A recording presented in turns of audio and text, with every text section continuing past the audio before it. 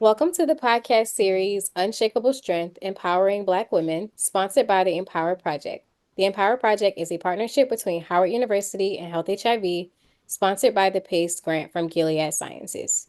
Girlfriend's podcast miniseries Unshakable Strength Empowering Black Women is dedicated to addressing the unique challenges faced by Black women and girls, particularly in the context of HIV prevention. We will explore important topics such as sexual health, mental well being, access to healthcare, and strategies for HIV prevention tailored to the needs of Black women and girls. We invite you to listen to our other episodes that explore important topics like trauma and health disparities, meeting Black women where they are, already available for you. Today's episode, Shattering Stigma Cultivating Cultural Understanding for Mental Wellness, we'll delve into how stigma presents itself in many forms and can create barriers to accessing care. We will explore how stigma surrounding mental health contributes to these issues. Now, without further ado, I'm going to introduce our speakers. Up first, we have Dr. Ashley Elliott, affectionately known as Dr. Vivid. She is a doctor of clinical psychology located in Washington, D.C. She has a passion for serving those who identify as Black, Indigenous, persons of color, and members of the LGBTQIA plus community. Secondly, we have Timmy Creppy, who is a senior undergraduate at Howard University in Washington, D.C., where he majors in biology and minors in chemistry. Timmy has gained valuable experience working at Howard Hospital on the HIV unit. There, he researched the effects of stigma on patients in the healthcare settings. Now, I am Les. I am Taylor Owens, and I am a capacity building coordinator at Health HIV. So that we won't waste any time, let's jump straight into the conversation. To Dr. Elliott and Timmy, is there anything you'd like to say to our viewers and listeners before we get started? Well, I just want to thank y'all for having me onto y'all platform, onto y'all podcast. I'm really excited about the conversation we having, and even though I'm not a black girl, black woman, I feel like I guess my perspective outside of it, could help to the conversation, add to it. So yeah. Thank you, Timmy. So I think that I'm just always blessed to have a conversation where it centers Black health. Right. And I hope that all of the listeners hear themselves, see themselves, or see someone else in their community in this conversation that they can possibly continue conversations to add to awareness.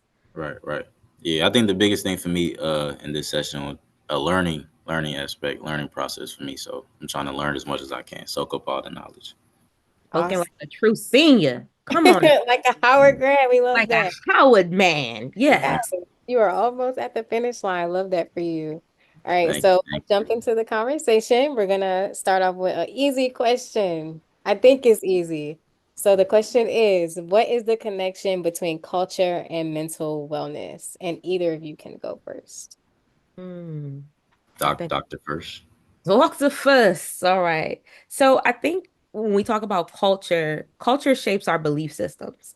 Culture shapes how we feel about the world, how we interact with the world. So, for instance, me as a Black cisgender woman, a lot of the cultural information that I've gotten about mental health has to do with Blackness and historically how health care systems have impacted the Black community, Black families. So when we talk about mental wellness, there has always been stigma and taboo, especially Mhm. from Black American standpoint, because a lot of our introduction to the mental health world or the healthcare world was by force, or being coerced into do something in order to keep resources, in order to keep our families together, or being compared to our white counterparts who had access to things, or had the funds to go to therapy and it be seen as something that is in reach for them and it's something that they should do. Whether in our community, it's seen as something that you shouldn't because it can do harm by exposing family secrets, generational secrets, exposing lack of resources that can result in families being broken up. So, a lot of the cultural ties in the Black community, when we talk about mental health and awareness, there's a lot of fear and anxiety. But luckily, in the last, I want to say, especially in the last 5 to 10 years, we've seen that culturally we are not doing well by sticking to that fear and that stigma, and also by brave members of our community saying, you know what, talking to somebody about what's going on with you isn't bad, it's freeing. And from a collectivistic standpoint, knowing that community helps when we have community and we have support. So being able to link that back to culture, technically mental health and the Black culture goes hand in hand, because a lot of the stories and a lot of the work and a lot of the communicating we do is about support and healing. So I think we've moved from a negative connection and negative connotation, and continuously moving to one of intrigue, if not pure safety, just an intriguing conversation about what could this do for us. What you think, Timmy? Like when I first saw the question, it was kind of like I was kind of thinking of a way to answer it because I didn't necessarily want to add to the notion of people act this way because they are part of this culture or part of this race, or certain like negative stereotypes and stigmas that are placed onto people that are labeled as our culture. Like how certain people, like how there's certain notion, even you see like the Kamala Harris, like in their election, like the black woman rhetoric and the black woman trope, like those aren't things necessarily um as within our culture, but there are certain like aspects in our culture that we have to navigate through, or actually it's just in life that we have to navigate through. And that's not necessarily that being black culture or black woman culture. So I just wanted to make that distinction. And for me, being a Nigerian American, and seeing like the way quote unquote Nigerian culture addresses mental health is very interesting because at one hand um there's an understanding that mental well-being and physical well-being and spiritual well-being is all needed for somebody to be healthy, but at the same time certain societal pressures, communal pressures like gets in the way of that. So it's like it's to a point now where like being resilient and like not and like over always having to overcome stress, uh overcome challenges is like kind of a good thing, but we as a culture or society don't necessarily talk about the ramifications of that and how that leads to like stress or anxiety or depression. um so I think there needs to be more of an understanding, like you said, of the way culture impacts like mental health, because it's a very nuanced thing. It's not something that's black and white. It's something that's ingrained in our everyday life. It's ingrained in our DNA. So I like the sentiments you were saying. Yeah. I, if I can jump in, like that talks about like the harm that Mhm. stigma can do to individual levels, community levels, and society levels. So that's why I spoke, specifically, I'm a Black American, but to me Mhm. being Nigerian American, there are different nuances there. Mhm. When it comes to how we see ourselves as a member of culture, a member of society, a member of community. And also to Timmy's point, yeah, Black is not a monolith. So there can be things that affect us in a different way than our peers, and that's okay. We all have different experiences. But I think some of those pressures, as we speak to resilience, that has been something within the Black community that I've seen on a global level that definitely impacts you. It creates more stress. I tell my clients, because you're resilient does not mean you have to go through life constantly proving that you're resilient. Right. Meaning you don't have to walk into situations that are actively stressful and pretend as if nothing is going on with you, or look for problems to walk into because Right. look how strong I am. That's crazy. No one can deal with that much stress without some damage being done. Right. I always say, as a DC girl, I say, look at the Washington Monument. It's one of those structures here that has been here for decades upon decades upon decades, and something that we look to, we see, we know where we are when we see it. Oh, we're in Mhm. DC, right? And it's a strong structure. However, that structure over time has had things happen, like Mhm. damage from hurricanes, just damage from being going through life as something that is constantly used by other people. Mhm. So even the strongest structures need maintenance. So it doesn't matter how Right. strong you are as a person, how resilient you always are going to need some type of spiritual, mental, physical maintenance Mm-hmm. to keep yourself up.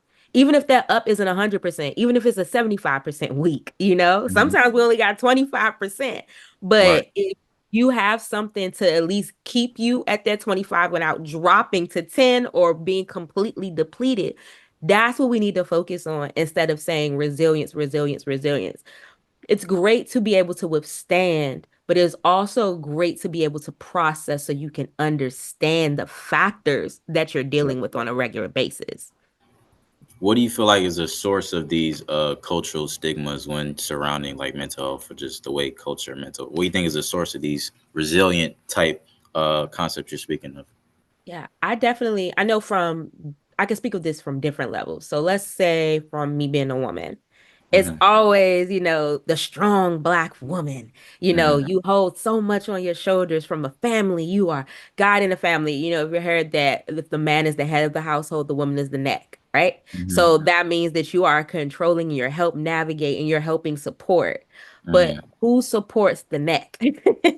Right. If we're taking care of the brain and the heart and the this, I think that the idea that women overall, especially Black women, are the nurturers, we must forget about nurturing ourselves because we Mm-hmm. are seen as selfish if we take time for ourselves. We're seen as complaining if we talk about the things that impact us or we shift away from resiliency talk. Right.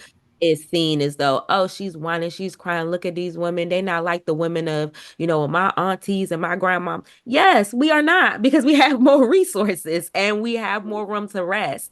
And I think that an antiquated view of womanhood being Mm-hmm. still placed upon us is what adds to the Black woman's burden of Mm-hmm. that cultural stigma. And when we talk about men, something that I talk about all the time in mental health, Black folk overall are underserved when it comes to mental health and wellness resources. Mm-hmm. But our men are constantly put in positions where we place physical health above their mental health. We Right. place their spiritual health above their mental health. And all of these things work in tandem, they work together. So we're telling our Black men to fragment themselves in order to prove to us that they're the manliest version of themselves that they can be. And we hear things like, oh, just buck it up, just keep moving, bruh. Like, oh, you can't even trip off that. Yes, I can trip, my man, because if I'm going through something, I need to be able to express that. Because Exactly. the way that we see resilience for women and the way that we look at resilience for men are two different things. Right. Women are supposed to like, oh, they're empathic, and if those things are they're gonna hit them a different way. And we talk about our men, it's like we expect them to acknowledge something and fix it. And not Mm-hmm. everything is fixable. Right. Things are able to be interacted with. You're able to navigate something, but it Mm-hmm. puts it in this really impractical role of the non-responsive provider who has Mm-hmm. the tools. And that's so unfair because who is helping them maintain themselves? So you have the men and women, and this feeds into children, right? So you Mm-hmm. have the women that's supposed to do everything without complaining, the men who are supposed to acknowledge that they're doing things and not acknowledge how that doing is impacting them. And then Mm-hmm. you get children getting mixed messages about what it means to be a Black woman or a Black man and what it Right. means to be the child of that. It breeds confusion. And that's a whole systemic thing that's set up Mm-hmm. a certain way for us to not thrive as a unit. Baby, I Right. could talk for hours, Timmy. So I hope that answers your question. Yeah, there was one key component that I keep seeing in the three answers you gave when you gave the perspective of the black woman, the black man, and the child. It seems like the root of these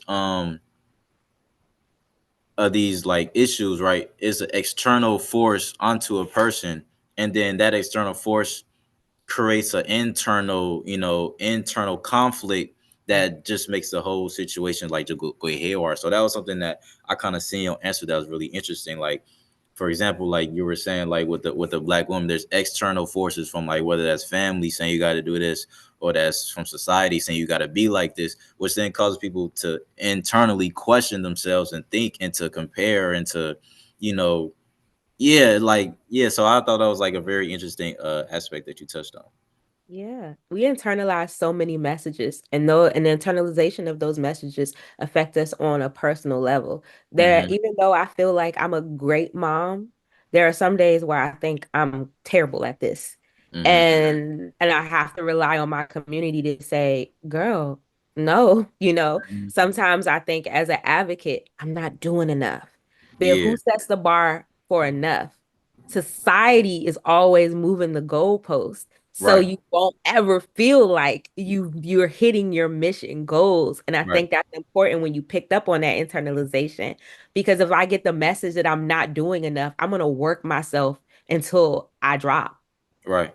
And if Yeah. I work myself until I drop, then my husband or my partners or my community or my wife or my life partner does the same. Where does Right. that leave our community? In shambles. Yeah. Yeah. One crazy aspect. I can see in my own personal life. So I'm an only child, Mm, and it's not common for Nigerian families to have only one child. Like they have a lot of children. So I mm, kind of like as a kid, I've always kind of see like my mother kind of battle with that. mm, Um, I don't know if that was ever a internal thing that she had an issue with, like people in our community or like in the families, like, oh, we're gonna have like you're not gonna have another kid. He's only a child. This type of thing. So I seen like my mother, and she had a miscarriage after like she had me, and I mm, seen her like always battle with that, but she battled with it like silently. mm, And it wasn't until now that I kind of realized that so in the Yoruba culture that it's placed onto the woman to have a lot of kids, right? mm, The if the woman don't if the man don't have enough kids, it's always the woman's fault. And the woman's like kind of goal is to have children. And the women who don't have children is like traditionally seen like they got in the way of the harmony of the community, right? mm. So it's like now you have women in Nigeria that's like doing certain like home remedies to have children, things like that. And I'm looking, it's like looking at the whole situation, and it's just so interesting to see the way that like familiar or community things like impact our individual everyday choices or impact our everyday like understanding of ourselves.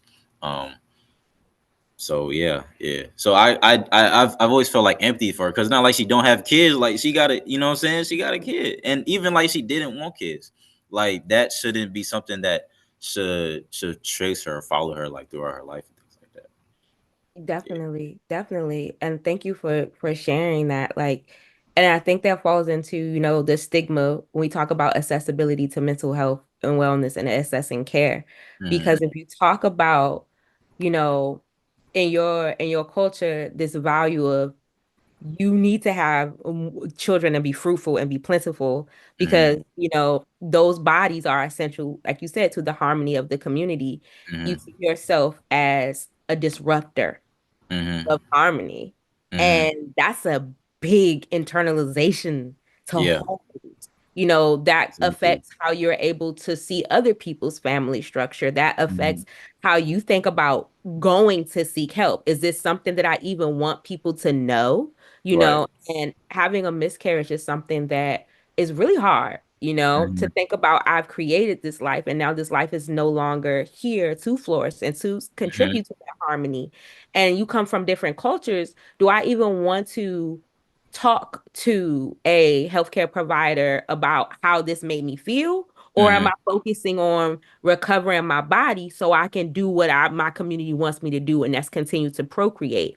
Hmm. And those conversations are sometimes hard to have when you talk about Eastern versus Western values. If Hmm. you say that, from here, you think about, all right, I had this great loss and I know what this means to my community and I know what this means to myself. Hmm. If I'm talking to someone from your community or if a doctor from your community, they might pivot to talk about the harmony piece and like getting your Right. body well so you and your husband can get back into creating this life. Oh, okay, we're so sorry about this, but get this on. Her mental health is seen as secondary, sometimes Right. tertiary, you Right. know. And when we talk about access to care, people think about that before they go and seek mental health care. Hmm. Like, what will this person say? What am I going to be seen as this isn't, am I presenting an issue? This should not be as big as it is. Not a big Right. deal. What do I need to focus on? Right. And you also have healthcare professionals that are not culturally sound and competent in those Yeah. types of Nice. issues, who would dismay or may say something to women like your mother, like, oh my God, that's a horrible way to think, which is not the way to approach it. It's a Hmm. beautiful sentiment that creating humans creates Hmm. harmony, right? Yeah. But a way to have the conversation and center it and bring those cultural tidbits in with the societal tidbits and not lose the person. Right. And I think culturally, when we talk about mental health care and access and stigma, those are a lot of things seen in the Black community. I come from a spiritual background, Right. and I have clients that have a very, various Afro Caribbean or Afro spiritual Hmm. thoughts. And if they say some of the things they say to me to non-culturally competent, doctors Hmm. or clinicians, they're going to look at them and try to get them hospitalized. Hmm. If we talk about, oh, well, I did my ritual, I took it to my altar, I took it to my aunties and my uncles, we talked about it. I'm waiting for this dream to come before I take the next move.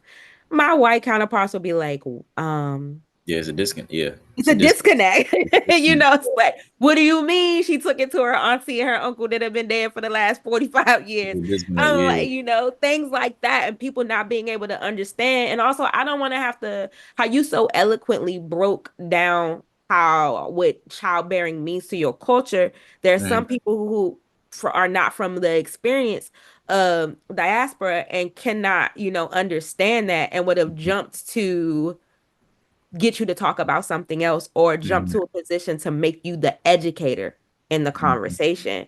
And Hmm. if I feel like I have to educate a professional about my culture and about my values every Hmm. time I step in the room with them, the chances of me returning are very low. And I've heard a lot of my Exactly. Black clients say, well, I went to this therapist, it ain't work, so I'm done with therapy. And I'm like, Mm. you went to one person. Yeah. And there are billions of people in the world. Do not think because one person did not get your experience or the experience wasn't as soft as you wanted to, that everybody is going to Mm. treat you like that. It's about finding the good fit and not forcing yourself to fit. Right. Yeah.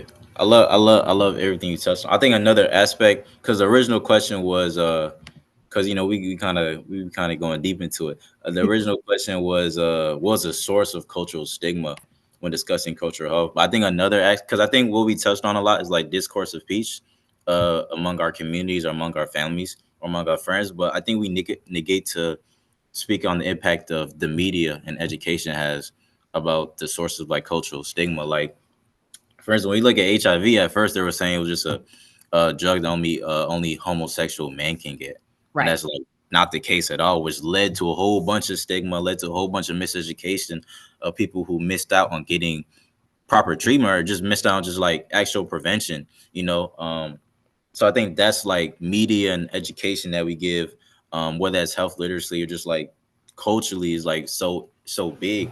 Another thing, if we going back to the whole childbirthing aspect in terms of media education, I remember I was looking at this advertisement and it said strong mothers, healthy babies, happy fathers. And at first glance, it might not seem like there's an issue with it. But then when you really look into the sentence, like, okay, this is saying that the health of the baby and the happiness of the father is all predicated onto the woman. So like what are we saying here? And then also said, then what does it mean to be a strong mother? Mm-hmm. What is strong? You know what I'm saying? What are we really saying? And then like even like what's even an unhealthy baby? You know what I'm saying? So it's like and then like what even makes a father? I look at father in that sense as like community, like Mm-hmm. socially, like the whole aspect socially. Because if you look at like people like postpartum, like after they have children, they go into depression. I see people looking at them like, why are you sad? You just had a baby, she happy and things like that. But there's not enough like education and awareness and conversation on that aspect. But yeah, like what is it like a strong mother or like if your baby isn't quote unquote healthy or your father isn't happy, are you not a strong woman anymore? So I think like the language and the words that we use in media and education like hold so much weight because that impacts stigma, that impacts everyday experience, that impacts even policy, you know, if you're talking about like media and things like that. Absolutely. against healthcare and stuff. Yeah. So yeah. I mean, that kind of goes into, I was thinking about the next question of like, on what ways do you see stigma from healthcare professionals impact the care, impact Mhm. someone seeking care, and the Mhm. subtle ways that stigma can impact the actual and inform the disconnect. Like Mhm. you're like subjectively, what is a healthy child? Some Mhm. people will see, oh, okay, is that physical health versus emotional health versus Mhm. spiritual health? Like what makes a strong woman?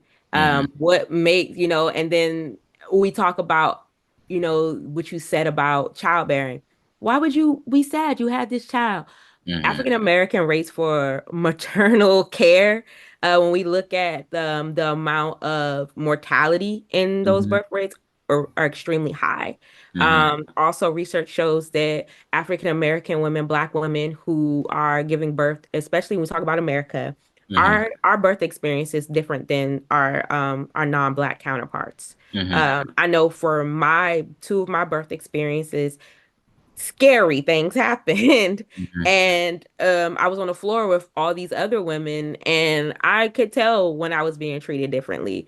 Mhm. And I could tell that, people were looking at me differently. So when it comes to, and I also experienced postpartum anxiety, which a lot of people Mhm. don't talk about. Mhm. So when you going home and you have all these messages about be strong, be strong, be strong, Mhm. and you don't feel strong, you Mhm. feel inadequate, Mhm. and feel like something is wrong with Mhm. me. Mhm. And those messages, we have to be very careful as healthcare professionals about Right. how we permeate those messages through the community, because strength is subjective. You Right. know, I can be strong enough to get out the bed on my depressed day and take a shower. Mhm. And I can be strong when I'm going to work to face a bunch of cis white men who Mhm. don't respect my opinion. I can Mhm. also be strong and saying, you know what? I ain't going outside today because I ain't got the mental fortitude to deal with Mhm. things. That's Mhm. strength in knowing where your vulnerability Mhm. lies. And you said healthy is subjective. Mhm. Some people will see a healthy, hefty baby. One of my babies was little chubsters when they Mhm. were little, and they Yeah. were like, "Oh, they're so happy and healthy." Technically, yes, but they didn't know nothing due to obesity or anything like that. They had a heart issue that's hereditary. Mhm. So my child on the outside looks very healthy, but internally as a mom, I know there are things that I'm dealing with, and I'm having to take this child to the doctor every 2 weeks. Mhm. We choose to see and use these buzzwords to create messages, hoping that will people will connect with them and that will get them excited or Mhm. change their view about healthcare, but we don't really understand the weight of the connotation. Right. And that's where you continue to get the disconnect. And, especially we talk about like things like happy wife, happy life, or Mhm. we talk about, the village. You got to be a village for the kids, but who's the village for the parents who are raising the children? Uh, Yeah. where are they getting those messages from? And I think the big disconnect between culture and mental wellness in the healthcare field is, have you ever heard people say about the church, and you don't have to be really religious to get this, that sometimes you're preaching to people who are already saved? Yeah. I So heard that. Yeah. that I heard that. means is you Yeah. are going to church every week and you are preaching this message of Mhm. fire and brimstone, and this is how you have to be saved, and this was it. And Yeah. they know because they've been in church every week, my brother and my sister. They Exactly. know this Yeah. message. They're faithful. But Exactly. you have to go outside the community and understand those who don't know, and Right. be willing to see those people in the community who are scared to step in those hospital rooms, those clinics. Like we talk about HIV, STD, eye health, and AIDS health. I said go to Whitman Walker, and people freeze. Mhm. And they're like, oh, well, I'm like, yeah, their name is synonymous with HIV and AIDS research. So Mhm. instead of looking at them as like, ooh, who is going to see me come in there for my mental health or my physical services, you should go, that's a name that's known. They're an Mhm. expert in this field. So we have Mhm. to work on changing the themes and changing the messaging. Uh, Yeah. what do you The think? impact. Yeah. The impact's testing. Like everything you just like two key points I seen what you said was like all those stigma and those barriers and those buzzwords, right? It creates one a barrier of access to treatment, like I know, like how you just touched on HIV and like the freeze you just said. Hmm. It's to a point where it's like I'm on college, I'm at Howard University, right? Yes. Some people don't even want to get tested because they don't want to know. They rather not know, you know what I'm saying? Because they scared of like the social ramifications of it. They scared of like the effects of it, you know. And then the other thing, it doesn't get to the root of the actual issues, actual problems that needs to be fixed. When we talking about birth, we don't talk. It gets away of the actual root causes because we're focusing too much on like the strength of Black women, but not talking about medical racism, or we're not talking about societal factors that influence our health, like whether that's food deserts, housing insecurity, economic insecurity. Like we don't talk about the actual things that need to be fixed in order to help our communities. Yeah, and that goes into the need to increase education and build cultural understanding when we're talking about mental health and wellness and combat those barriers that you're speaking of.